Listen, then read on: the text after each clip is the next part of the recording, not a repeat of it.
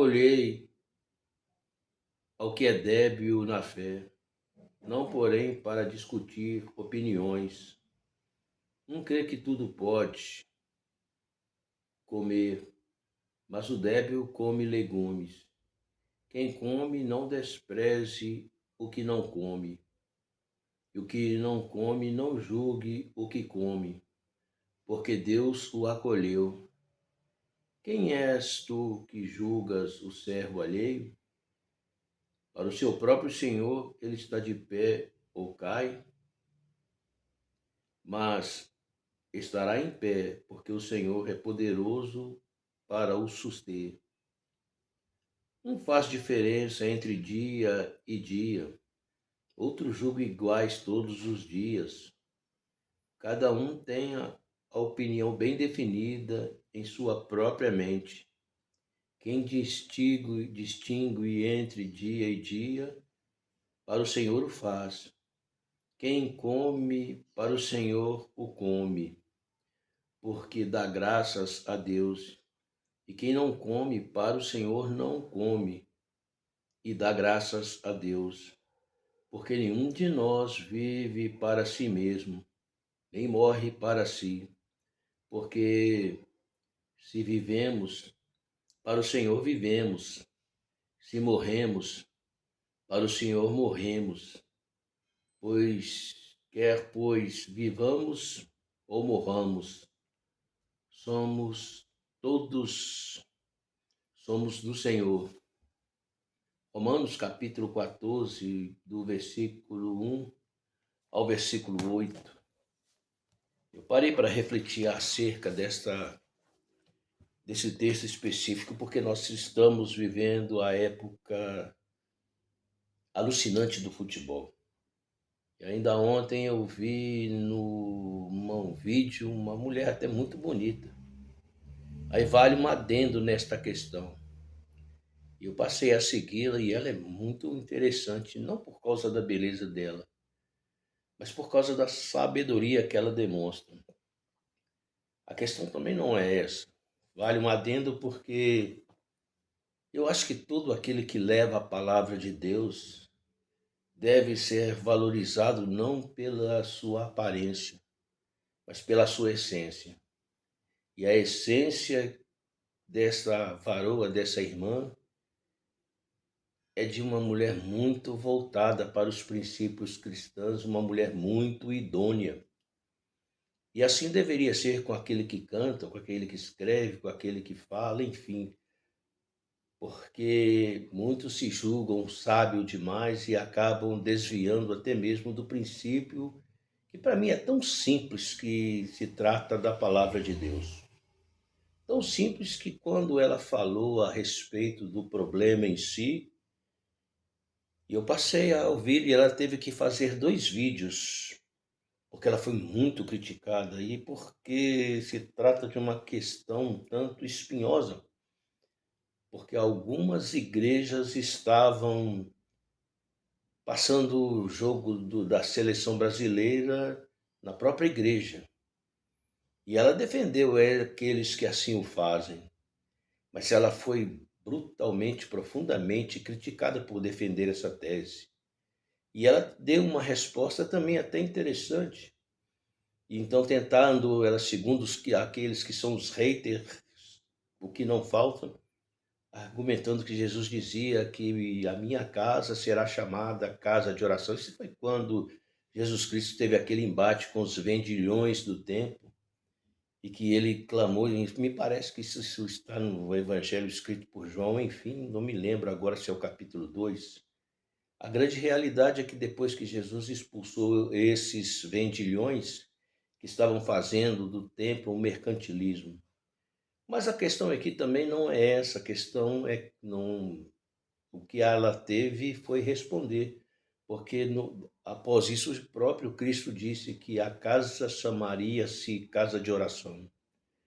Mas existe um termo que ela nem usou e vale a pena dizer. Quando ele disse, derrubai esse templo, e então aqueles fariseus estavam criticando e falando, ele está falando que em 3 dias ele reconstruirá esse templo que gastou tanto tempo para fazer, enfim, o templo, mas segundo o escritor e segundo ficou testificado, Jesus Cristo estava falando do seu próprio templo, o que me reporta a uma outra reflexão que encontra-se na primeira carta escrita por Paulo aos Coríntios. É Paulo primeiro, faço confusão, mas é aos Coríntios, no capítulo 6, em que Paulo atesta o seguinte, que nós somos o templo do Espírito. Aí é que entra a questão que eu queria aprofundar. E pela tese que ela disse, faz um sentido muito profundo, já que somos o templo do Espírito Santo, o templo habita em nós, o Espírito Santo, melhor dizendo, habita em nós. E nós nos reunimos como coletividades, e enquanto estamos em um determinado lugar, essa sala mesmo aqui pode se tornar uma igreja. Se alguns dos meus amigos, irmãos em Cristo, resolverem vir aqui para cultuar. E podemos fazer isso depois de um jogo, logo ali na frente está a minha televisão. A questão é que quis dizer que a igreja é santa e a mulher falava a respeito de que o templo somos nós. Agora, eu sou literalmente contra quando se trata da essência. Por exemplo, quando alguém que quer louvar a Deus, adorar a Deus, quando nós nos reunimos para adorar a Deus, e pessoas colocam canções que não louvam a Deus, canções humanistas, canções seculares. Aí já é uma questão de essência. Se nós nos reunimos para adorar a Deus, é para adorar a Deus. Então, onde entra esse texto? É porque nos comentários dessa varoa, eu não quis responder, porque Deus é tão profundo, e ainda que eu tentasse falar palavras difíceis, poesias, porque Deus me deu assim, por isso é que eu me falei, lembrei-me das aparência dessa mulher, porque Deus me deu, sem querer me vangloriar. Eu costumo dizer que eu sou uma coisa que fala dentro de outra coisa que anda. Não é por causa dos meus lindos olhos verdes, outra ironia minha, mas Deus me deu o dom de fazer poesias, de escrever crônicas, e, enfim, com palavras impactantes.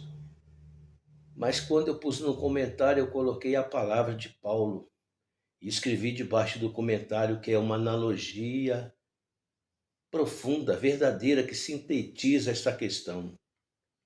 Aqueles que são contra, aqueles que são favoráveis.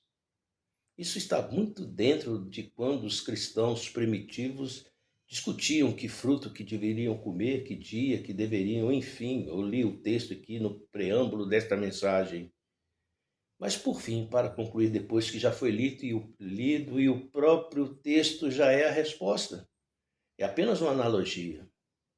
Quando nós reunimos, desde que nós não coloquemos coisas que deturpem, que denigram a santidade de Deus, o que tem a ver jovens assistindo um futebol numa igreja? Quando eles poderiam estar assistindo um filme? Mas e se fosse um filme pornográfico, ou um filme que pudesse estar manifestando algo de pejorativo? Futebol é uma distração que atrai jovens, enfim. Nesse ponto eu sou favorável a esta varoa, que, diga-se de passagem, foi muito feliz na sua maneira de pensar. Hoje não existe mais templo sagrado. Eu volto a repetir, essa sala aqui, ela deve ter uns 9 metros, muito pequena, embora por uns 4, enfim.